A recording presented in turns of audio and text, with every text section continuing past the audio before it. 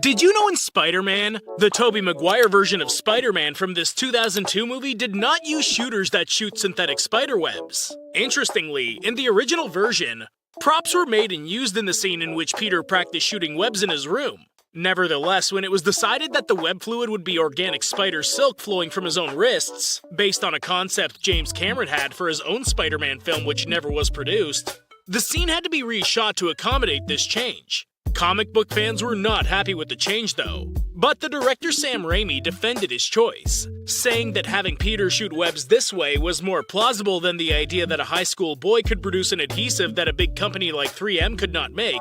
But did you know in Kill Bill Volume 1, the Deadly Viper Squad was made up of characters mentioned in the previous Tarantino movie, Pulp Fiction?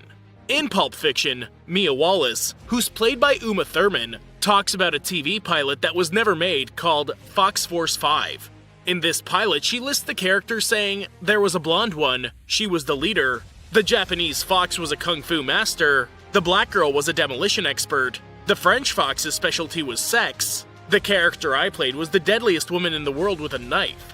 Uma Thurman also played the bride in Kill Bill, which is what makes it such a great Easter egg.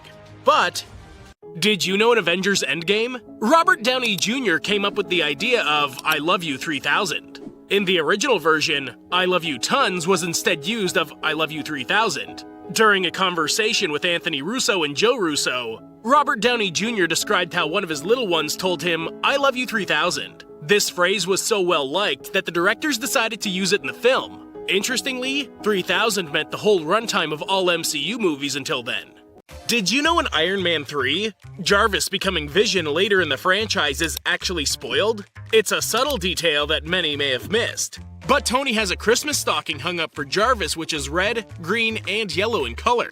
In the comic books, this is the color scheme that's best associated with Vision. And this subtle hint foreshadows Jarvis later becoming Vision in the Avengers Age of Ultron.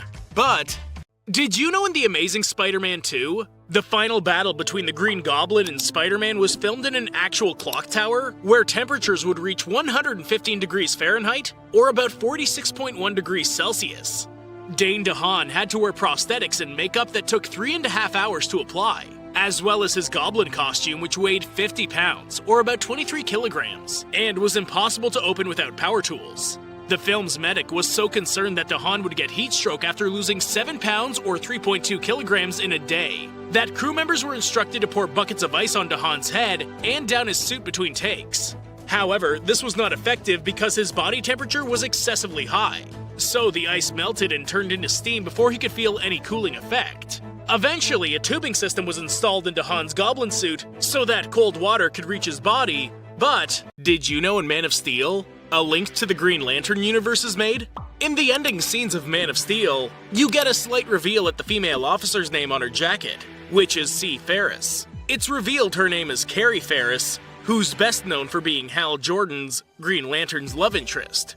Ferris is also known in the comics as Star Sapphire. And while we haven't seen that interpretation of her yet, it could be setting up her reveal in later movies. But did you know in The Interview? Throughout the film, several North Korean characters refer to their country as North Korea.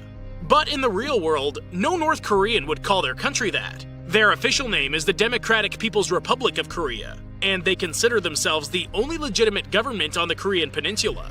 Furthermore, Kim Jong-un is also called the President of North Korea in the movie. However, the title of President is reserved for his late grandfather, Il-sung Kim, who holds the title of Eternal President. Kim Jong-un, on the other hand, is normally referred to as the Supreme Leader of the country, but did you know in Jackass Forever, Steve-O almost didn't agree to do this installment of Jackass. At first, he thought he deserved more pay than what they initially offered, since he was still active doing other things aside from the franchise. Steve-O had stand-up specials and performed stunts of his own still. Johnny Knoxville mentions that they had some pretty heated arguments before finally apologizing and coming to an agreement that ended with Steve-O getting a co-producer credit on the film.